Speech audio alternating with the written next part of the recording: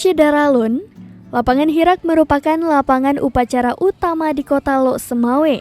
Letaknya pun tepat di pusat kota.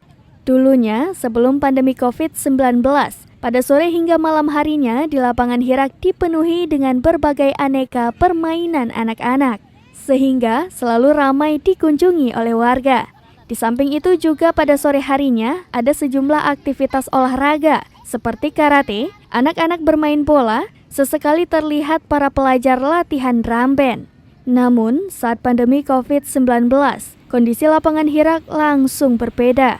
Khususnya pada sore hari hingga malam hari tidak ada lagi aneka permainan anak-anak. Kondisinya sunyi, rumput pun kembali tumbuh subur.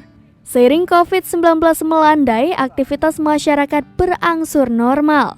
Pemandangan baru pun mulai terlihat di lapangan Hirak, terutama pada sore hari.